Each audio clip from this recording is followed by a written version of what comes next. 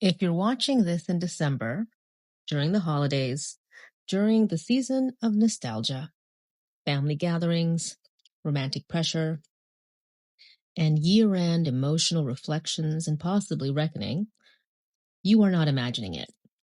This is the time of year when old attachments resurface. Exes come back into your thoughts, grief gets louder, and relationship patterns you thought were over suddenly feel active again. And here's the key thing most mental health content may not say enough of. This is not weakness. It is not a lack of insight. And it is not because you have not tried hard enough to move on. It is because your nervous system is still running on emotional learnings that were never updated. So today, we're going to talk about why some attachments do not release through insight alone, how coherence therapy works at the level where patterns are actually stored, what memory reconsolidation really means in plain language, and how brainspotting, when used after coherence-based schema retrieval, can reinforce emotional release at the nervous system level. This is about finally letting go, not by forcing closure, but by changing the emotional rules your system has been living by.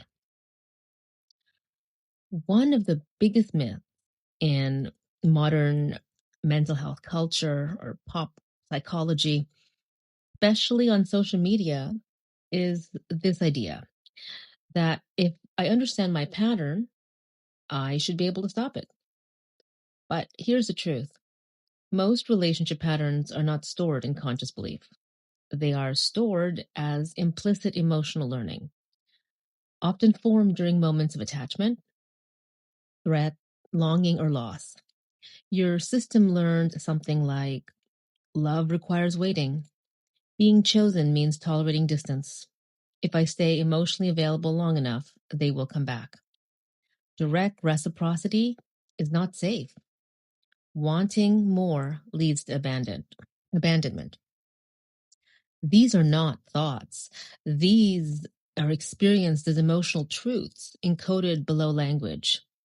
So when you try to let go using logic, or affirmations, or self-talk, your nervous system responds with, no, that would violate what kept us safe. And as a result, the attachment persists. Coherence therapy works from a radical but deeply respectful premise. Symptoms exist because they make emotional sense.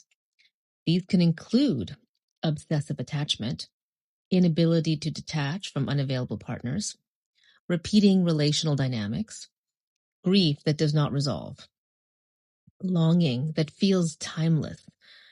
In coherence therapy, it's not about trying to remove a pattern.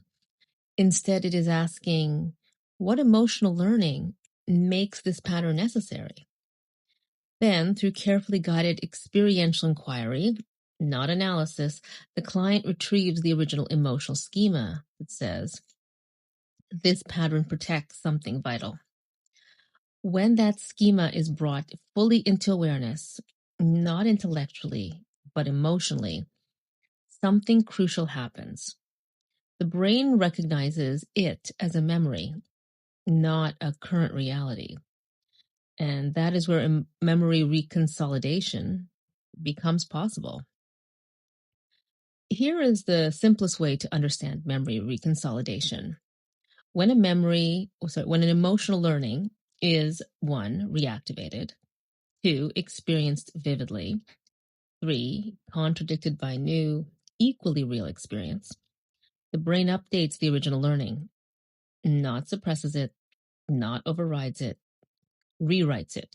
Kind of like how when you have updates on apps or your operating system on your device, it has an update, so you have to download, install, and then restart. So it overwrites the old code. This is why coherence therapy can lead to sudden natural symptom cessation, not coping, but release. Clients often say, it just does not feel true anymore. The pull is gone. I don't have to fight it. I see it, but it does not grip me. That is not willpower. That's a schema dissolving. Now, back to the holidays. December amplifies attachment schemas. Uh, Holidays often do. Why is that? Well, because the nervous system, it seeks belonging, especially around these times of year. Time markers activate unfinished emotional loops. Cultural messaging intensifies romantic and family ideals. Loneliness becomes more visible, not less. So if you're thinking, why is this coming back now? The answer is because the context is activating the learning. And this is exactly why this season is also ideal for deep schema work, if done correctly and appropriately. And this is where Brainspotting comes in. So Brainspotting works directly with subcortical processing, nervous system regulation, eye position linked emotional activation, stored trauma and attachment pain. But here's the critical distinction. Brainspotting is most powerful when the emotional learning is clearly identified. So, a bit of a hypothesis. I'm not recommending anything. And just full disclaimer, the information presented here is not intended to function as mental health advice or treatment.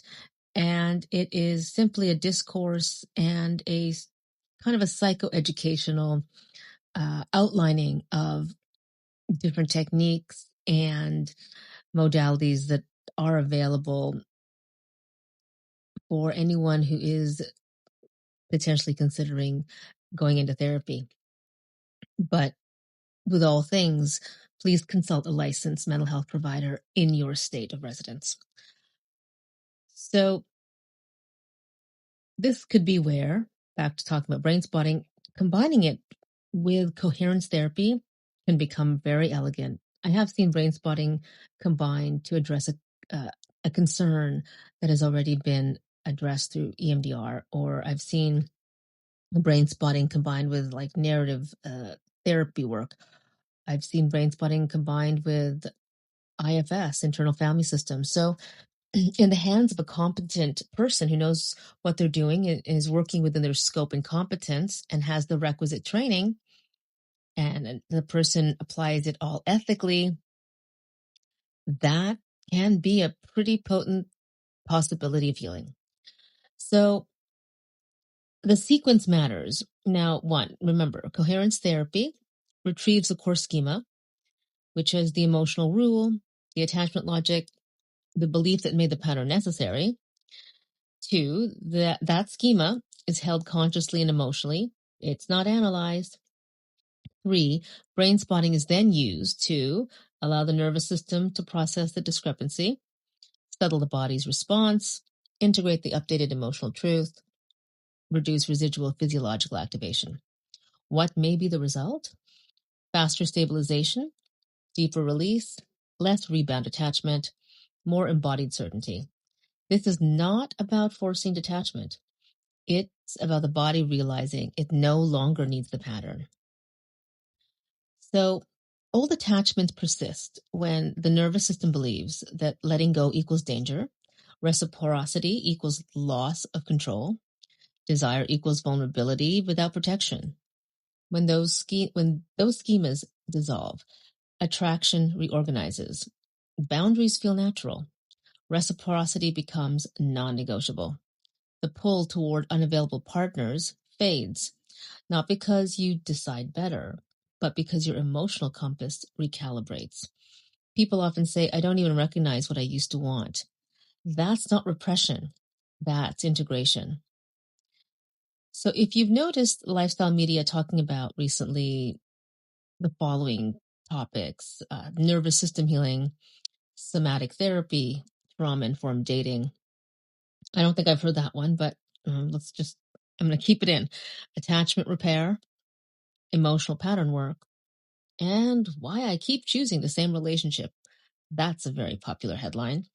Well, this is why it's populating in the zeitgeist.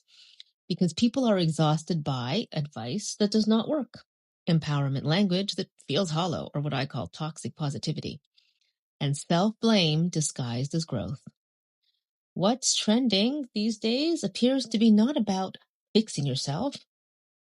What's trending is finally appears to be a spirit of understanding why your system learned what it learned and letting it update.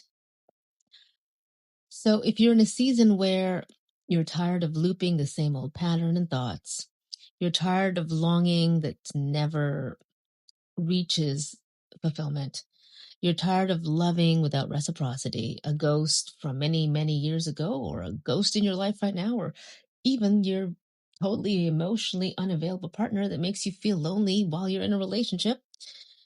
And in all that, you are ready for peace, not performance. Know this. Letting go does not come from force. It actually comes from resolution at the level where the attachment was formed. When emotional schemas release, love stops feeling like effort, and availability stops feeling dangerous. And that is not a mindset shift. That's a memory transformation.